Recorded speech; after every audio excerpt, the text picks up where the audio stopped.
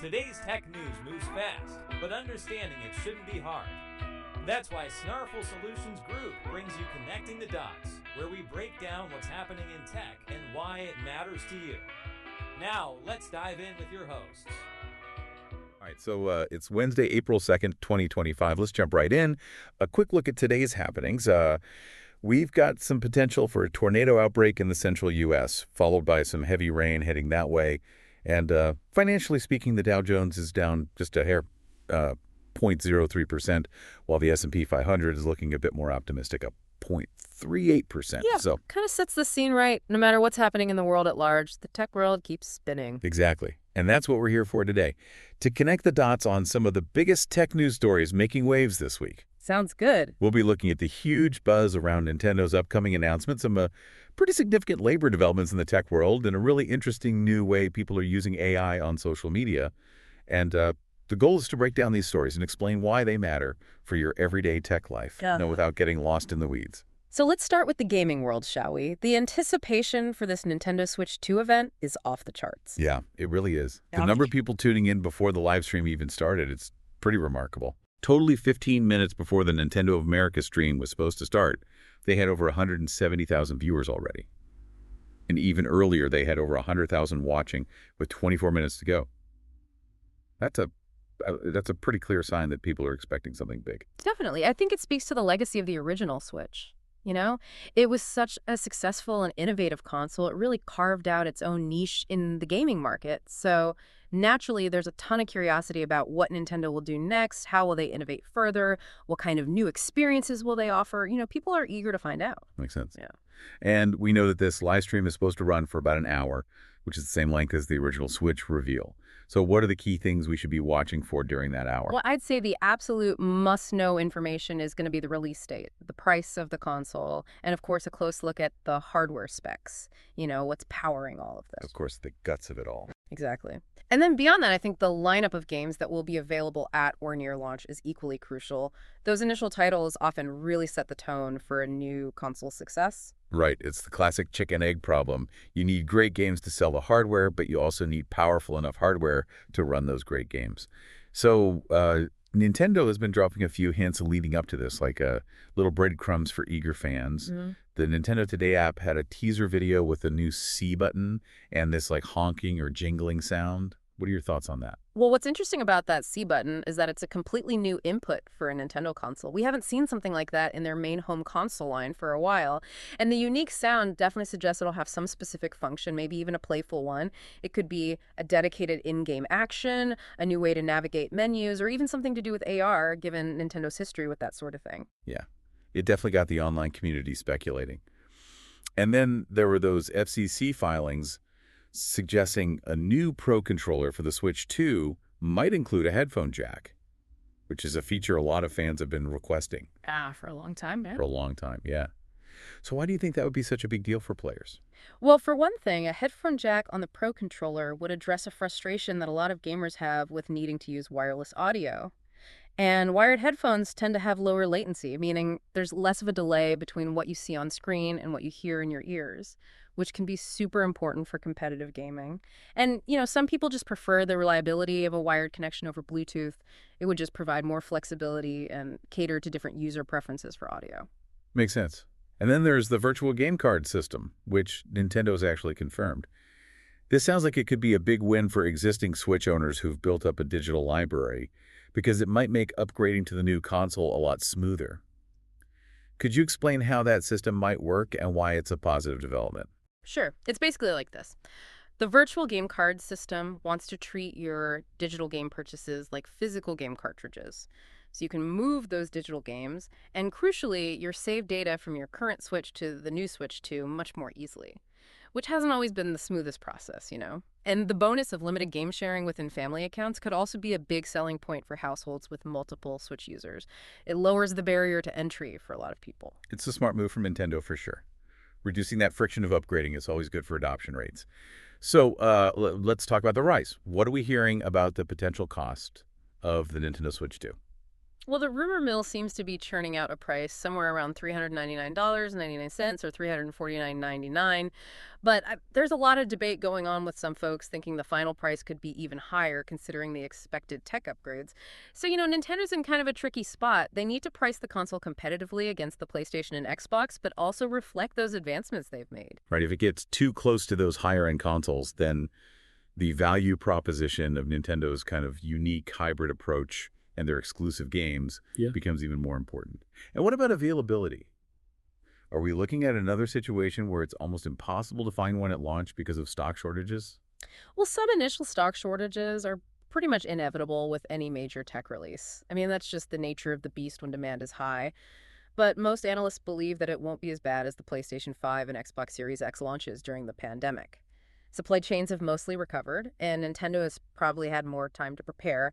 So while pre-orders and launch day sales will probably sell out, restocks should be more regular and readily available in the months after release. That's good to hear. Yeah. Okay, so beyond the core announcements, there are a couple other potential features that have people talking. One that I'm particularly curious about is the rumored mouse mode, using the Joy-Cons.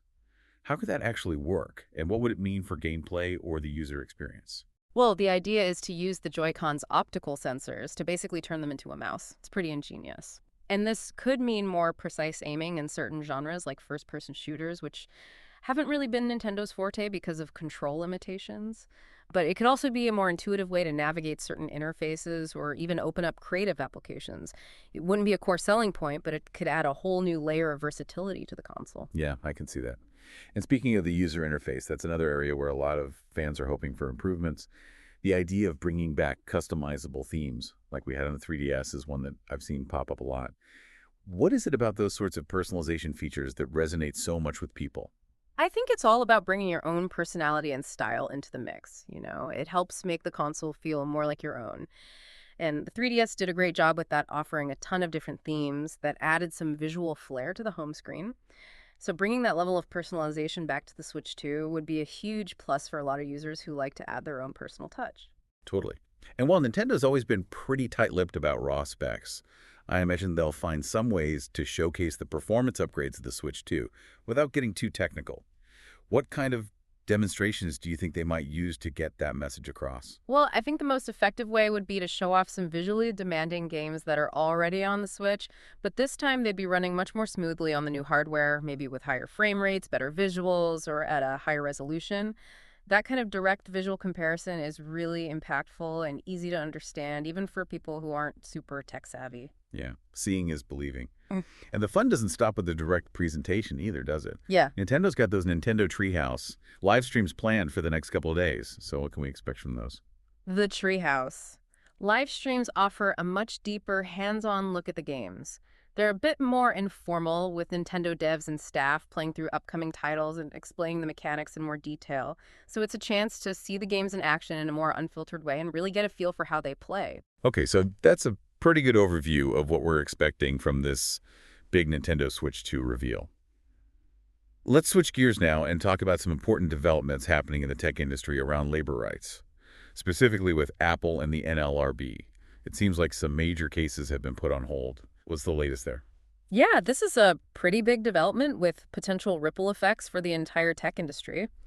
The NLRB has decided to postpone indefinitely 2 complaints that were filed against Apple by former employees Jenik Parrish and Cher Scarlett.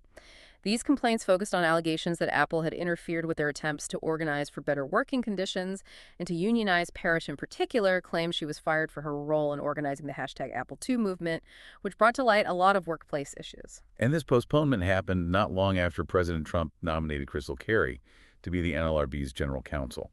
So what is it about this nomination that makes it relevant to these specific Apple cases? Well, what's interesting is that Crystal Carey has a direct connection to these very same labor disputes. Before her nomination, she was a partner at the law firm Morgan, Lewis & Bockius, and that firm represented Apple in these ongoing cases. So you can see why people are raising concerns about a potential conflict of interest. The NLRB is an independent agency that's supposed to protect workers' rights. So to have someone who previously represented the employer in these exact cases now in a leadership role at the NLRB, well, it definitely raises questions about impartiality and fairness. It definitely does. Yeah. And it's worth pointing out that the NLRB has already dealt with Apple regarding labor practices before finding against them in one instance regarding the questioning of employees about union membership and accusing them of illegally restricting social media use. So these issues have been on the radar for a while. Exactly. There's a history here. The NLRB had already taken a stance on some of Apple's actions, and then this pause on these high-profile cases, especially with the background of the new general counsel, it could signal a shift in how the board will approach these kinds of cases with big tech companies moving forward. And how have the people directly involved reacted to this postponement? What are their thoughts on what it might mean? Well, Janneke Parish has said publicly that she's very doubtful about whether she'll get a fair hearing under these new circumstances. And she's also expressed broader concerns about what this appointment could mean for workers' rights and whether employees will still be able to have their grievances addressed fairly. So there's definitely a sense of unease among labor advocates about where these cases are headed. But interestingly, a third complainant, Ashley Giovic, who also filed a similar complaint against Apple, still has her case on track for trial later this year. So it seems like this postponement isn't affecting all related cases equally. It's definitely a story to keep an eye on. It could have big implications for the tech industry, especially as discussions around unionization and worker advocacy continue to gain traction. So the outcomes of these cases, or even just their suspension, could set some important precedents for how tech companies and their employees interact when it comes to labor rights. Absolutely. It's something that both companies and workers will be watching closely. It could signal a change in the overall landscape for labor relations in the tech world. Okay, so for our final topic today, we're going to take a bit of a more unconventional turn. It seems like X users have found a new way to interact with Elon Musk's AI Grok, and it involves a fair bit of passive-aggressive fact-checking. Tell us more about this trend.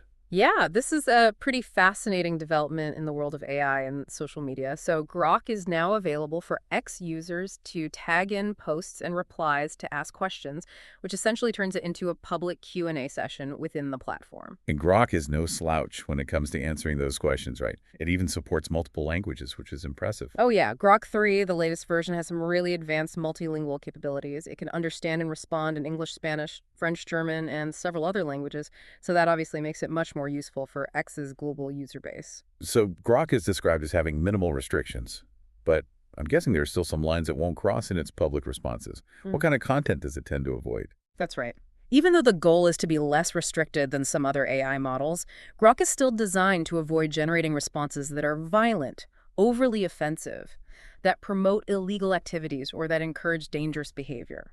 You know, they want to keep things at least somewhat civil in public interactions. Of course. But then there's that unhinged mode that's available to Premium X subscribers, which sounds like it could get interesting. What's the story there? So for those who subscribe to X's Premium Plus or Super Grok tiers, they can unleash Grok's unhinged mode in public conversations. This mode lets Grok be a bit more edgy, a bit less filtered, and potentially even offensive or inappropriate, although there is supposedly some level of human oversight involved.